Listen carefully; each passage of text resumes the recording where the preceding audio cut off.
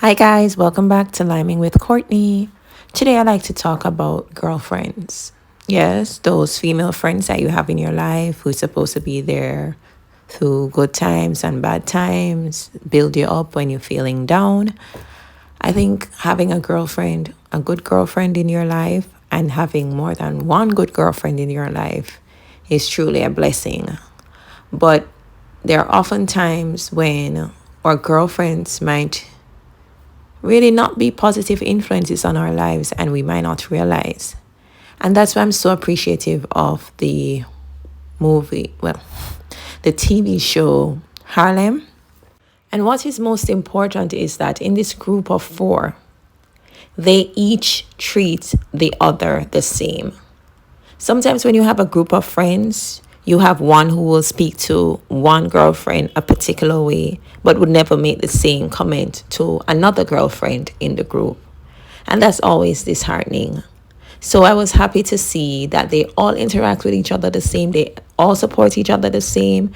They all have tips the same. There's just a nice balance in this girl group. And I really love the show for that. It's such a beautiful reflection of how a girl group should be. And there are other shows I've watched over the years. For example, Girlfriends, which I love. But as I've gotten older, I have realized that it was a toxic girl group. Now, hear me out before you come for me. Joan was the one who everyone in the group ran to, especially Maya. Well, Tony, Lynn, all of them would run to Joan when they were having their issues. And I found that when it was time for Joan to lean on them, especially Tony, I found that Joan wasn't as supportive. Now, Joan has her problems too, don't get me wrong. But when girlfriends have problems, there should always be a balanced approach. In other words, you should look towards leaning on each other. It shouldn't be a one-way street. With Maya, I found that the other ladies didn't call her out on her aggressive nature. So she represents, for example, a girlfriend in a girl group who might call another girlfriend, oh, sensitive. You're so sensitive. Everything bothers you. But the truth is, the girlfriend who is calling the other sensitive tends to be more sensitive than the one who speaks out about her feelings. Because that girlfriend normally cannot take similar comments in return. And I found that's how Maya's character was. She would be aggressive towards her girlfriends, but she did not receive well comments from them. Lynn was just being Lynn. And again, you'll have that in a girl group where one person's behavior is kind of supported by everyone else because they're just like, oh, that's how the person is. But if there's another girlfriend in the girl group who were to act the same way as Lynn, that behavior would not be received as well. And that can be unfortunate. And then there's Tony. Tony was my favorite character, but Tony had her issues. And yes, sometimes I don't think they were gentle enough with Tony.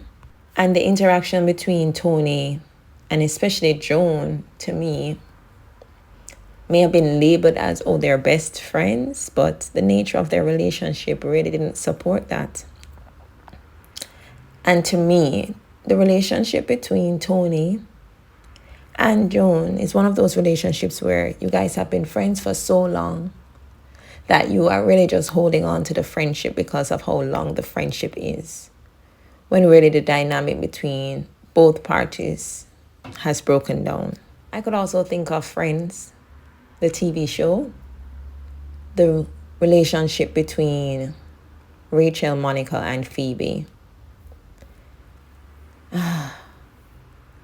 I wouldn't necessarily say that it was toxic, but Again, I think there was a disparity in the treatment of Monica and Phoebe against how Phoebe and Monica would treat Rachel. My view is that everyone would rally around Rachel and support her. Perhaps this is because of the childhood Monica had. She wasn't really popular. Rachel was the popular one. Phoebe was the quirky one. But popularity wouldn't probably matter to Phoebe, but she wasn't as popular as Rachel. And sometimes when I look at their interactions in my mind, they have always placed Rachel a little higher than they placed each other. Also want to make mention of Sex and the City. I have watched every episode of this series, and when I say the series, I mean the original series. Carrie was just put on this pedestal by the other woman when really she had some soul searching to do, because a lot of the issues that happened in her life were because of her own doing. I thought that Miranda was unnecessarily aggressive towards Samantha.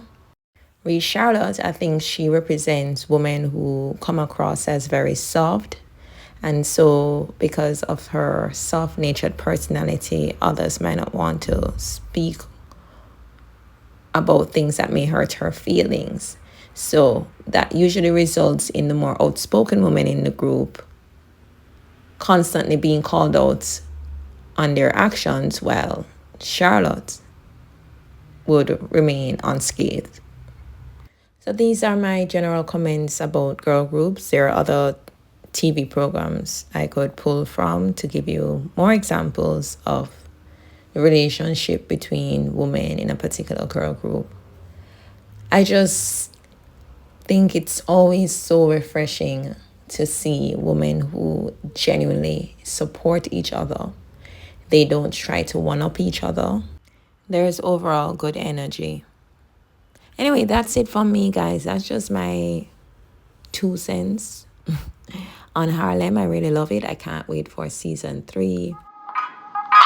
Thank you so much for tuning in. This has been Liming with Courtney.